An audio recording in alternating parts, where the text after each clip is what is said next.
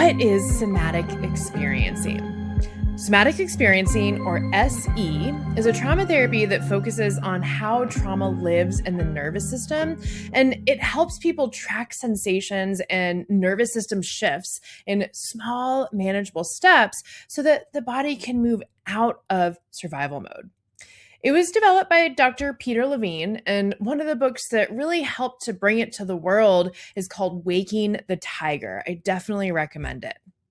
So, whether you know about SE already or not, what do you want to know about somatic experiencing?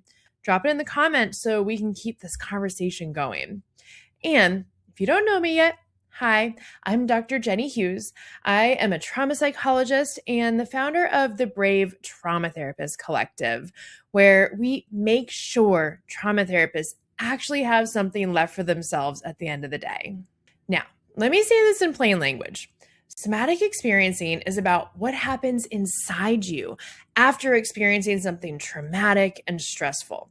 Not just what you remember, okay? Not just what you believe in your brain, but what your body learned to do to survive. A lot of people can talk about what happened. They can make sense of it, and still their body keeps reacting like the danger's right here. I have so many clients telling me, I totally get it in my head, but it's like it's cut off right here, and my heart just doesn't get it. And my heart will start racing, or I'm totally numbed out, or I'm so easily startled. I'm so tense all the time, it never gives up. If you've ever thought, why can't my body catch up to what I know? That question is basically the doorway into somatic experiencing. And as you hear me say that, just notice what happens inside. Do you feel relief, resistance, curiosity? I don't ask because there's a right answer. It is a lot of information for you, though. Now, there are a few SE ideas that matter a lot, and I want to make sure that they're clear here. First, SE takes seriously that trauma responses are biological. Fight, flight, freeze, fawn, collapse, shut down. These aren't personality flaws. They're protective responses. And sometimes after trauma, like we've talked about already, those protective responses don't fully finish. They leave all these open loops. The nervous system then stays organized around danger, even when that danger is no longer present. SE is one way of helping the nervous system update. Second thing I want to bring up, SE works in small doses. In SE language, that's called titration. It means we're not doing trauma work by flooding the whole system. We're doing it by touching the edge of activation and then coming back to safety or resourcing over and over in manageable steps. Third, SE often moves between activation and regulation, and you might hear this called pendulation. In normal human language, it's learning how to go from my body is revving up back to I'm here, I'm safe, I can come back.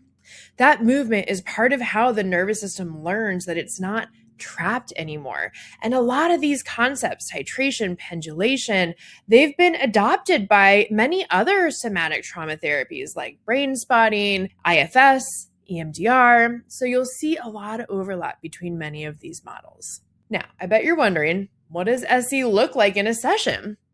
A lot of times it looks slower than what people expect therapy to look like. There's often less, tell me the whole story start to finish, and more, what do you notice right now? Where do you feel that?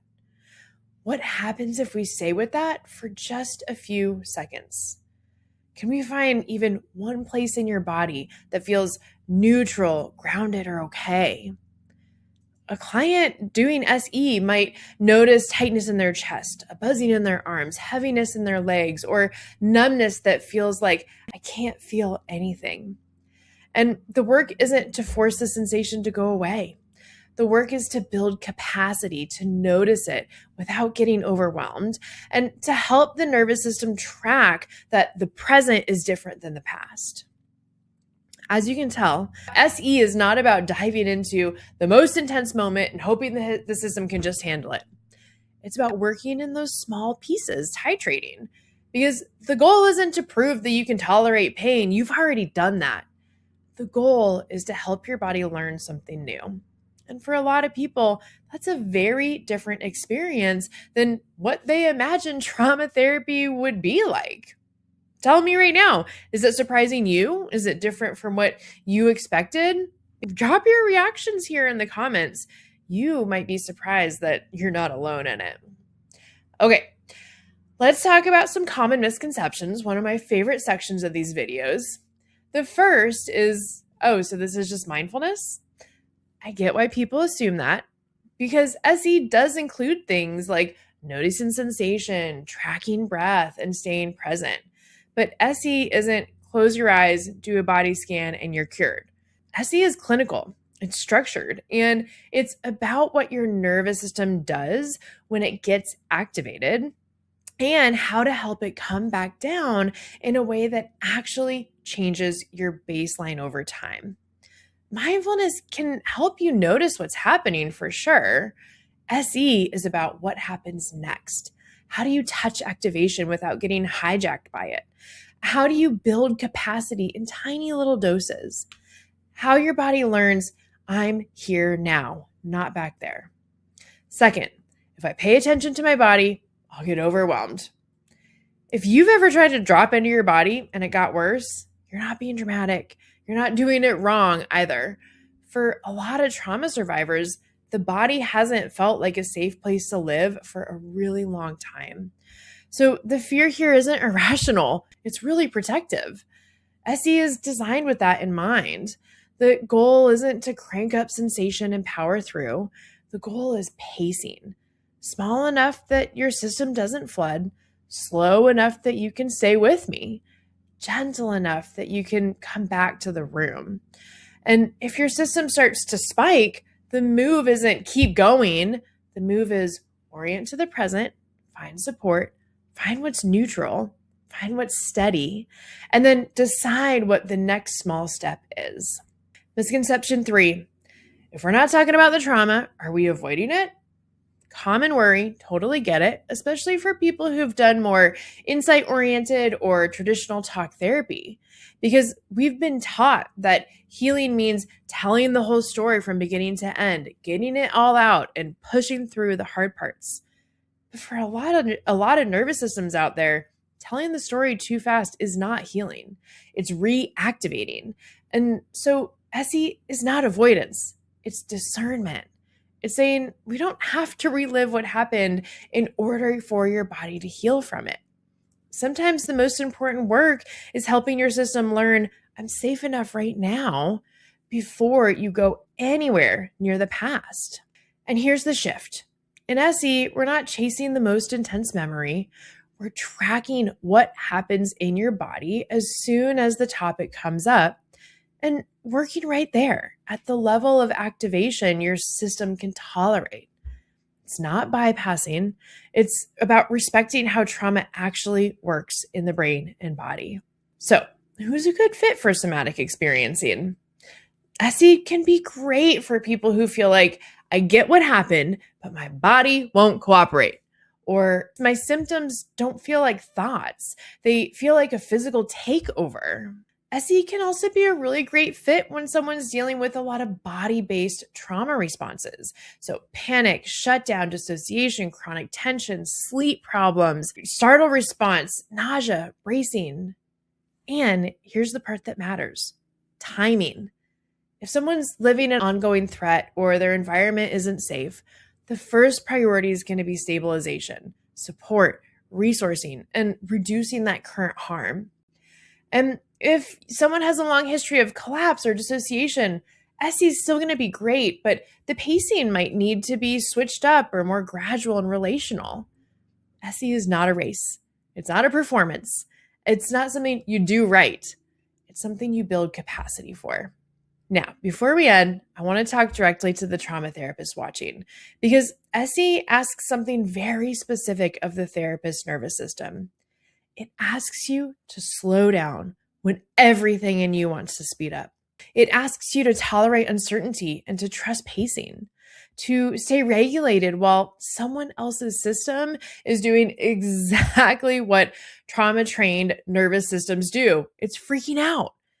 And it asks you to track yourself, because your urgency matters. Your fix-it energy matters. Your own activation matters. Not because you're doing something wrong, though, but because you're human. And this is why consultation and community matter so freaking much, especially with somatic work. Okay.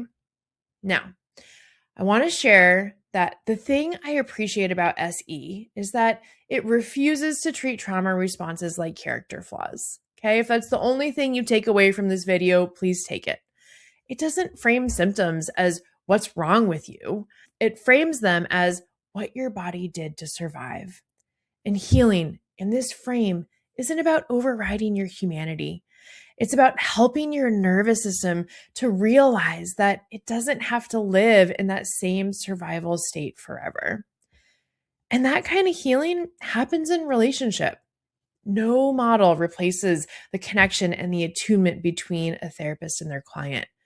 No model should bypass safety. No model matters more than having another regulated human with you while your system learns it's not alone anymore. So that's the foundation of somatic experiencing, or SE. And if you're a client watching, you don't have to decide today whether SE is for you. You're allowed to take your time. You're allowed to ask questions. You're allowed to go at the pace that your brain and body can actually handle. And if you're a trauma therapist watching, you're not supposed to carry the weight of this work by yourself. Please hear me when I say that. If you're feeling the nervous system load, the self-doubt after hard sessions, the isolation, the emotional residue that follows you home, that doesn't mean that you're not strong enough or not cut out for this work. It means you're human doing trauma work. And that's exactly why I created the Brave Trauma Therapist Collective. It's a place where trauma therapists can truly be human. They get to stay connected, get support and consultation together, and keep growing without burning out. Learn more at the link down here in the description and reach out. I'm here to help.